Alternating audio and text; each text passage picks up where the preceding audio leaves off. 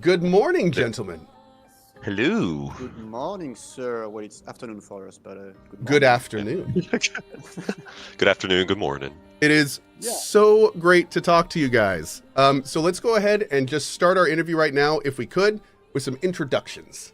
Who are you guys, and why are we talking? Well, go ahead.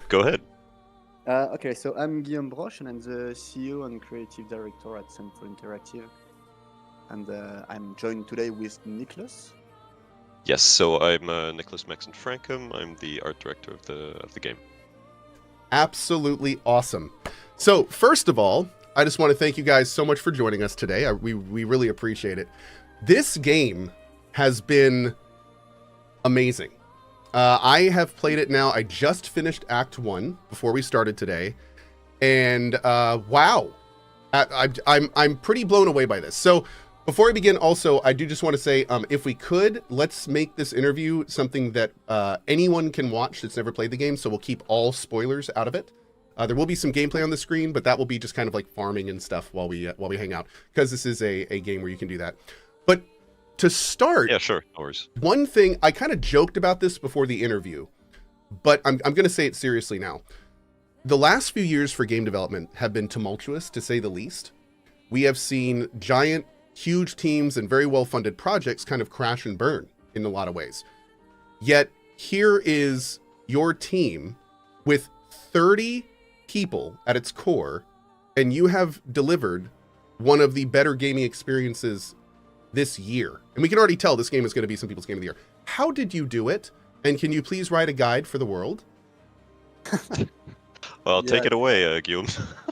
We just put it on Wikipedia. It's quite easy. You just need an absolutely insane team, to be honest. Oh! No, I think there is no like super big secret. Like many of you probably already know this, but it started as a solo passion project on my side, and I think it still shows today. Like the creative direction has always been very, very clear. We knew what we wanted to make, and we knew that we are basically making the game that we want to play, and I think it's as simple as that. It's really like the key ingredient. It's like even today, like in the team, we are still playing the game and discovering new builds and trying some speedruns, and like we are having so much fun with it. And I think that when you listen to many developers, they are quite kind of tired after working on their game, and we are not. We just enjoy it so much. So yeah, I think it's just the secret is making a game that you really want to play, and like just I can't stress enough how wonderfully lucky we've been to have the team that we have today, because we are quite a junior team. Like most of our team is actually it's their first game, but everybody is so passionate and so into it that yeah, I think it transpires through the screen and it transpires through everything. Like yeah, it's just a pure product of love and passion, and I think yeah, it's what really makes a big difference. Awesome. So let me write this down. So for other devs, we'll say skill issue. There we go. Okay, great. No, that is and passion. Talent and passion. I mean, that's honestly, it's interesting because as we see, the best games come out, we keep hearing over and over again. That's the focus. The focus is delivering a great game, not a great bottom line, a great game. And the great bottom line kind of comes with it if you do it right. So that is really great to hear. One of the things that sets this game apart so much is anything you see from it is instantly fingerprinted due to the style, due to the type of world, the characters you've chosen.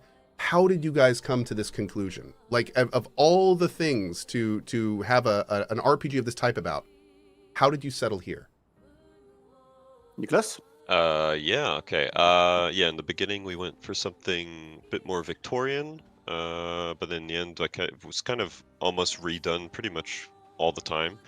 So with the story that's been made by Guillaume, that was more like based in Paris, then I've been exploring way more like Haussmannian buildings, much more Parisian buildings, like yeah, that sort of stuff. I'm mixing it also with like Art Deco, made something pretty unique. So that was more of like the path we were Very going much a word I'd use for it. And then afterwards, yeah, I mean, based on the script and all the next few things, like I was trying to really think outside of the box of like what has already been done and what has not been done yet. So came with like just a lot of research of like different textures, things that I've never seen really in the game, and then making like combining all that together, and then kind of do like it's a lot of die and retry kind of like experimentation. Iteration, in terms of, absolutely. yeah, Yeah, man, for sure. that's awesome. So I think in the end we came up with something truly special. No question, no question. Talking about inspiration, one thing that I've really enjoyed seeing is almost this kind of retro futuristic style that the Expeditioners have. Is that something you were kind of focused on with that kind of stylization of their equipment and everything? Yeah, I think there's this special kind of element in the world as well that you can kind of see like that sort of blue stain that you have like all over Lumiere, and you kind of find it a bit everywhere. It's almost like a sort of like glitch you would find all around, that they sort of use that to fuel like their technology and stuff like that. So it just does make it like a like Tesla-ish sort of like thing for the world. Very And cool. also, to add on to this, like on the narrative side, like we really wanted to find like our own style, and we settled on the Belle Epoque France. But like we kind of imagine what would happen to the Belle Epoque like style if some people were left on an island for like almost 100 years by themselves, and how this style would have evolved, you know. So it's like a mix of Art Deco, but also a bit more futuristic, and how it could have evolved without the influence of the outside world, just like living in isolation. So yeah, that's how we ended up with all these concepts. Very cool. Kind of a side question, but I was just doing the game. What was the impetus behind like the wardrobe? Like there doesn't seem to be equipment, but there's the fashion is such a great focus. You can really kind of make your characters like. What was the thinking of kind of the move away from more equipment and move towards the more kind of pictos and luminas kind of thing? Yeah, so I mean, in games, personally, I always hate when in RPGs you have to have the best armor. You have to look really dumb because you don't like the style. So we always wanted to have them very separate, like the stats from the fashion. And I think that fashion in RPGs is like the absolute real end game in any RPG, is to look as cool as possible, like even more than the stats. So I mean, and we are French, so we like fashion. But no, I wasn't gonna say anything, but I was.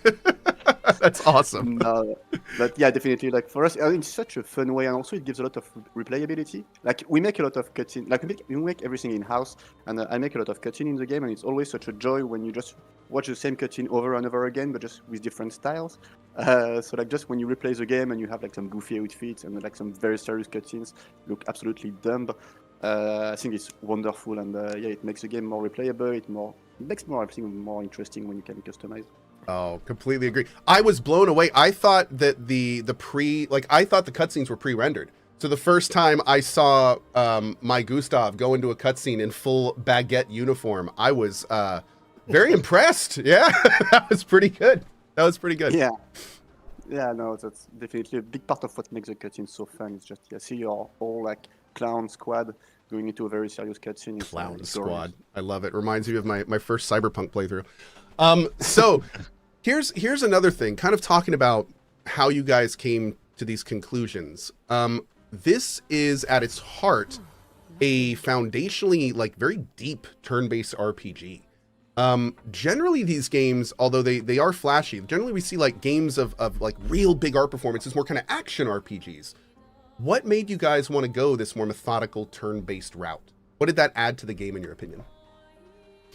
I mean, it wasn't even an addition. Like the project basically started as a solo project, and my goal was to create a turn-based with high fidelity graphics, which is not really done anymore. Yeah. Since basically Lost Odyssey, and like Lost Odyssey is one of my favorite games of all time, and I love turn-based so much, and I don't understand why nobody is doing it.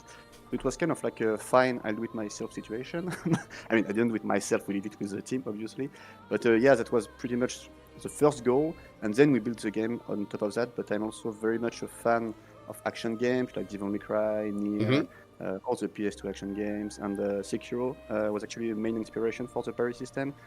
Like, and I just wanted to try and mix and match both, and somehow it worked.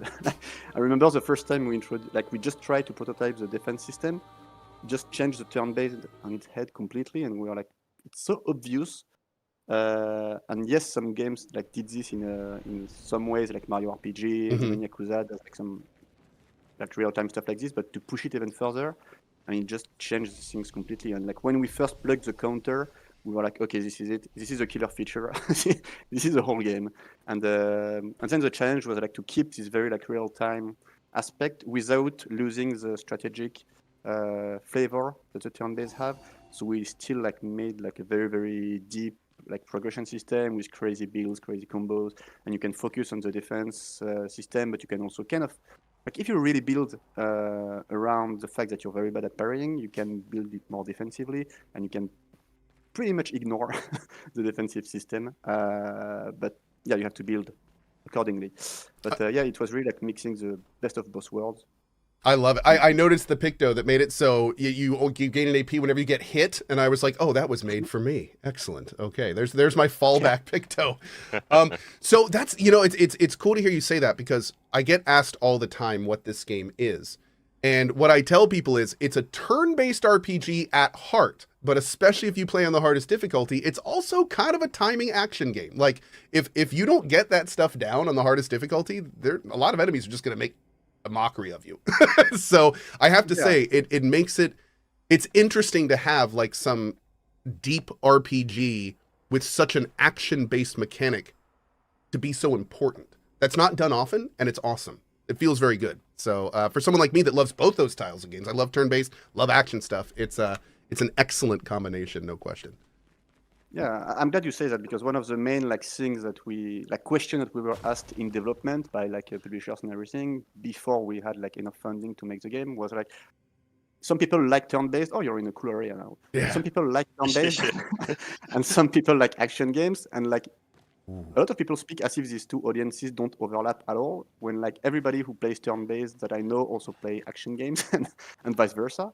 So like it was never incompatible for me. So I'm glad it somehow worked out. Yeah, completely. It did for, I'd argue, most of us. By the way, a little shout out about it working out for most of us. Congratulations on 3 million sales in 1 million sales in 3 days. Yeah, that's huge. I mean, just massive congratulations.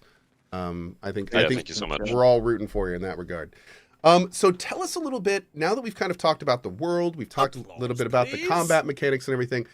Tell us a little bit about the characters and kind of how they fit into this incredible world you've designed here. Also, I think you should add more corpses to this area whenever you have a chance in a patch or something. Yeah, we'll do. You can add yours to try to fight the boss. No, like the characters were very much built on the foundation of the world. Like when we came up with the concept of the monoliths and the number going down, then it was about like building characters who are interesting in relation to like their world, like the Gommage, the Fentress, the number. Yeah, you'll probably die here.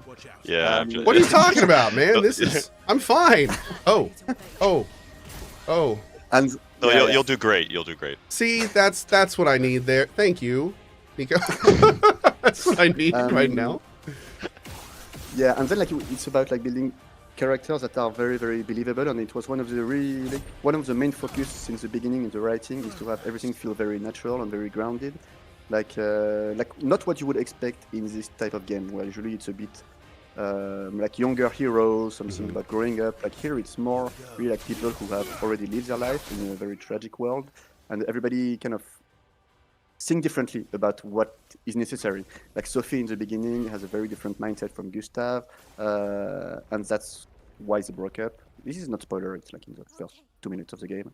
Yeah, that's okay. That's okay. Yeah, anything in the first, I'd say half hour is probably okay. Yeah. Yeah. So then Lune has her own like idea of like she wants to understand. Ciel goes more because that's like the only thing that really makes sense for her at this point of her life. She kind of has nothing to lose. Yeah, get that vibe from her, especially from the introduction. Yeah. Yeah, exactly. And Gustav is more like like what I would call a classic hero. Like he just fights for Lumiere and like wants to offer the children of Lumiere a better future, like a future at all, actually. So yeah, it was really a mix of building them in relation to the world, but also like making them really believable with very like many nuances that you can see throughout the dialogues. And I think it shows in the scenes where like they get angry and they stop getting angry, but they get angry again, they talk over each other. And like all this kind of like writing and direction is really something that we wanted to have and be like a very strong point of the game, because I believe that in many games it doesn't really come through. Yeah, completely. In fact, it's So, funny that yeah, you mentioned that. We've talked about that many times in previous MMOs, where it's just like, show this character, say a line. Show that character, say a line. Show that character, and it's completely unnatural. Nobody ever talks like that. So that's been noticed, especially in the cutscenes in this one. That's big. Thank you so much. And yeah, some like trivias, like a lot of cutscenes actually. When we recorded the mocap, and shout out to our mocap actors because they have been absolutely brilliant. Like a lot of it is actually improv, where like someone just wants to yell and they just talk over the other person, and the other person tries to talk, but like the other is not stopping. Like a lot of it came very naturally, and I feel like it would have been like the right quote quote things to do to just stop them and no, you say this line then and you say this line then, and we were just like, yeah, we ball. It's cool. Let's just keep it, and we will work with that. Just because it sounds very much more like natural. I was gonna say that's like the ultimate way to cause. That's literally recording a natural conversation. Like that's probably why it sounds so good. Also, turns out walls smashing on your party hurt. Yeah. That's a very cool boss, though. I don't think he attacked me a single time. Like that was super cool. I want to come back and play with him later when I can focus a bit more. But that was an interesting boss. Yeah. There are a lot of little things like that in the game. So here's something else I got to ask you about. Talking about the characters and everything. I don't think I have yet heard a voice in this game that doesn't sound like it's coming from that character. How did you guys pick your voices for this game, and how did you deliver outside of the kind of naturalness? How did you get them to kind of get into their characters? To be honest, like the choice was actually like it was all blind auditions except for Andy Serkis and Charlie Cox. Yeah. But like even Ben Starr and Jennifer English were blind auditions, and we didn't really recognize them before we got them. So like, it's really like just luck. But really, like even the other actors like Kirsty Ryder, Shallan Nix, Rich Kibble, Maxence Cazorla, who voiced like the main party, they have all been so easy to work with. Like in the voice sessions, like they immediately like understood the characters. They were very, very attached to them. Like they read the whole bio like 10 times. They read the whole script before the first session, which is very rare. And like they all had so many questions and they were so invested. And I think it's just like a matter of, yeah, it's a small project, and it transpires passion. And props also to Jennifer Svertbergien, our writer and voice producer, who like sends so much material to the voice actor all the time that they were kind of overwhelmed, but it made them so much more passionate about the project that, yeah, I mean, they were super talented, super easy to direct, super easy to work with, and nice people. And yeah, even like today they are friends. And it's kind of like the dev, really. It's just like people are passionate and they want to do their best and they're talented, and somehow everything works. I mean, I believe as well, like Kepler played a huge part in trying to find also these actors too. And that's Kepler Interactive, your publisher.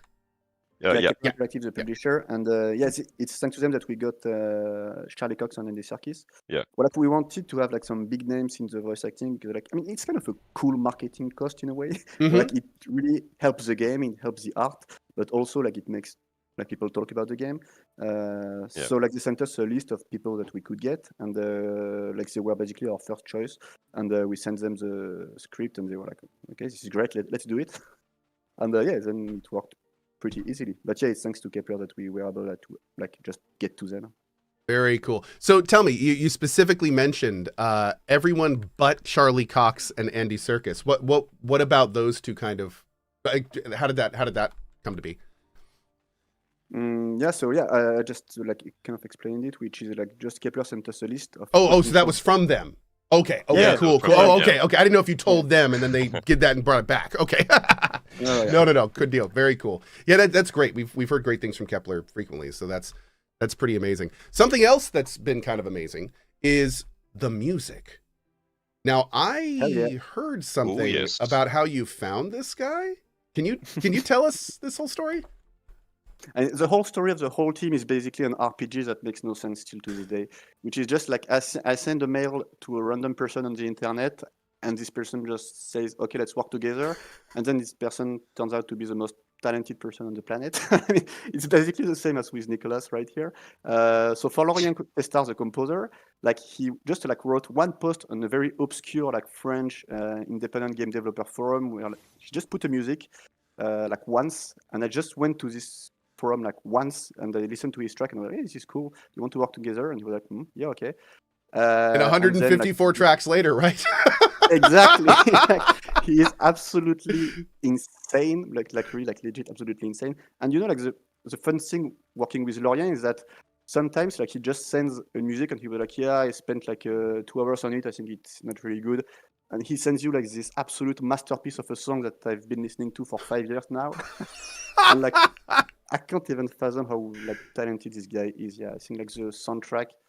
I mean, I didn't work on it at all, so it doesn't sound too arrogant. And I've been listening to it for 5 years straight, and it's an absolute banger. Like I love it so much. So yeah, big props to Lorient Testar, our composer. I'm his #1 fan, really. That is so cool. Side note: somebody just said it in chat as well, and just to reiterate it, during the playthrough, somebody, a big Marvel fan or a big comic book fan in my chat was like, Charlie Cox used to be Daredevil to me, but I don't think I can see him outside of Gustav now. It's like it actually works both ways. You actually put the baguette skin on him. You'll have both of them. There you go. Done and done.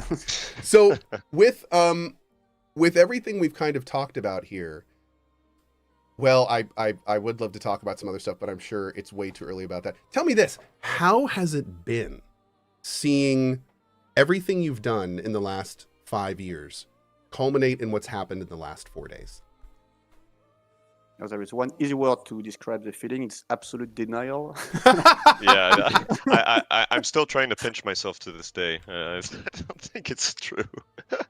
Oh. Yeah, no, the last week has been completely surreal, like completely surreal. Like, I always say that the game is going to be like kind of niche, but like the people who are going to love the game are going to really love the game.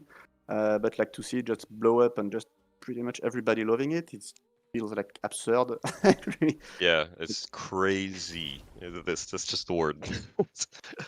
Yeah, and by the way, shout out to like you for streaming, but like also your chat, everyone. And just, like everybody is so super positive and supportive. It's really unbelievable. Yeah, I've been following everybody on Twitch for the past like 4 days now, just constantly, like just security cameras at this point. We just have a ton of Twitch streams open, just seeing like where people are at now. So it's just completely overwhelming at this point. Yeah, we have a special channel on our Discord where we share like the fan messages that we receive on our mailbox. And like we receive so many incredible messages that just make us cry, and like how deeply the game just touched them and resonated with them, like making them go through like tough moments and everything. Oh. I mean, this is why we make video games. This is why we make art, and yeah, it's just we've been crying a lot for the last week. To be honest. I bet, it's man. Quite surreal. That first 30 minutes. I mean, we another thing we talked about on the channel a lot is games and the hook. Like when a game really grabs you and kind of drags you through the whole thing. Without spoiling it, the first 30 minutes of this game, I was not ready. I was not like that was an excellent start. It was very kind of classic and traditional, especially for the game, which felt really good. It really fit, and I feel like you really filled that space very well. So that was a great hook. No chat saying no one was ready for the intro. That's right, but I think that's one of the reasons it's so special. No question. So. On our Discord channel, we have like we're like watching the streams and we're like approaching like certain big scenes, and we're like trying to post them as quickly as possible. As they're like, oh, this is happening right now, especially like with the timing from you with your call and what you just experienced just before. We're like, oh yes, that's gonna be interesting. Oh, dude, the timing worked out perfectly. I was too a little bit nervous because I definitely do not. A game like this, you can't rush a game like this. This is a game you savor. That's the whole point of it. So, when you really want to get somewhere, but you also really want to enjoy the ride, it becomes a little tumultuous. But so actually, it's interesting. So talking about like the ride and what the game provides to the player. With a game like this, especially of this depth and customization, we usually see these hours like be 70, pure completion like 130. It feels like you guys made a conscious decision to make a more focused, delivered narrative. How did you guys approach that?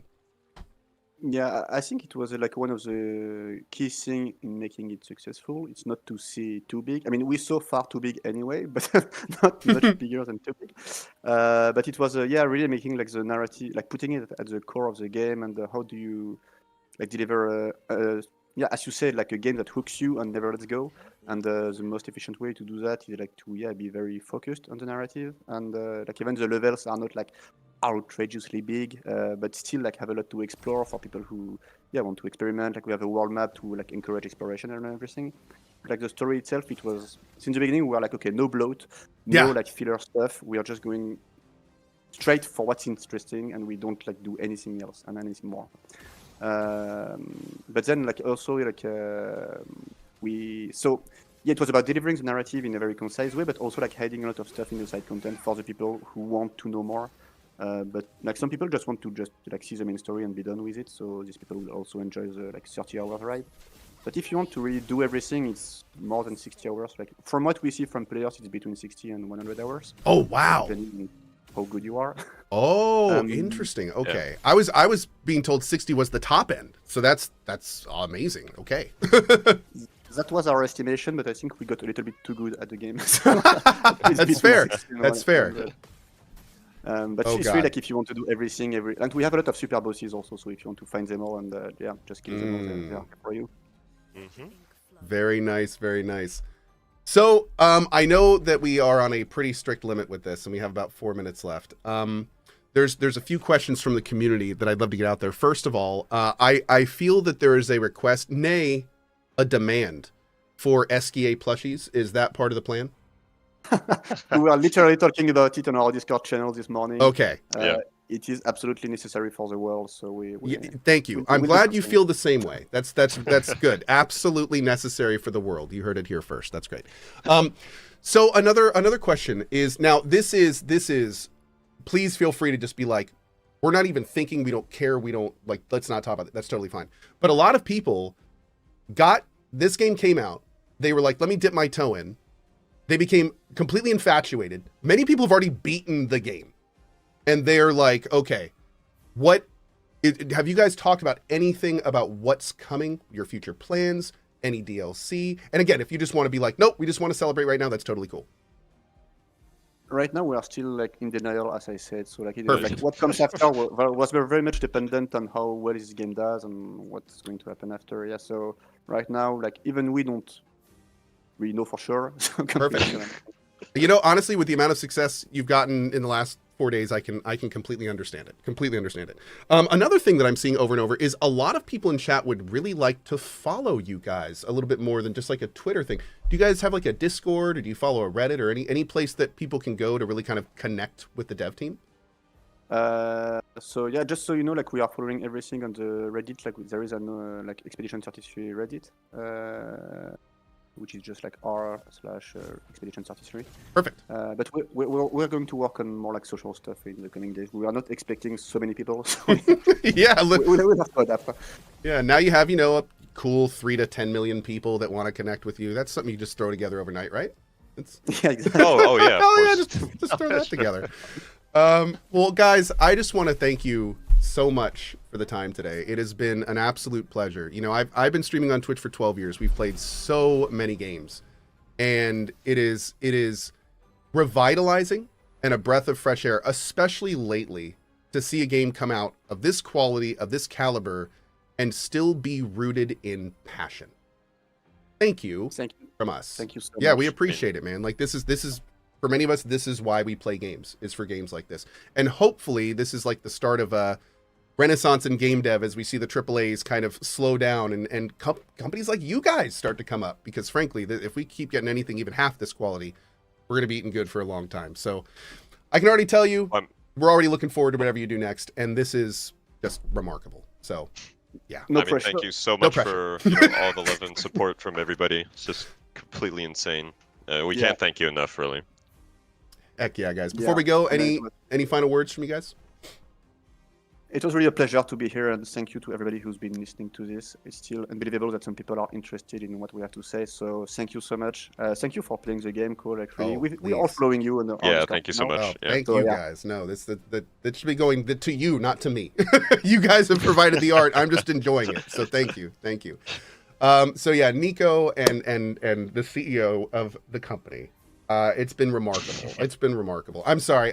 Of course I looked over to see your name, and thank you, Discord for gamer mode. So I could say thank you, Nico and D, for joining us today.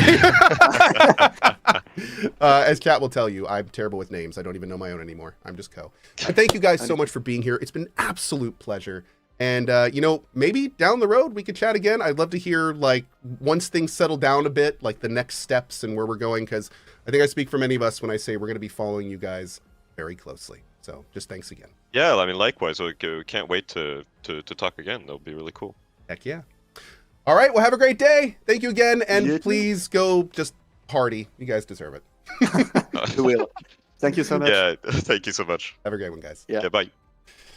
Guys, that was so much fun. Thank you so much to our friends at Kepler Interactive and Sandfall Interactive for not only sponsoring the last 2.5 hours, but also giving us the opportunity to talk to, in my opinion, some of the new rock stars in game dev. I can tell you now, I know that many of us, including me, will be following these guys so closely. It's rare, very rare, that developers have as much passion as you can just tell by every word they say in that interview. They clearly wanted to deliver an amazing game, not an amazing number on a sheet.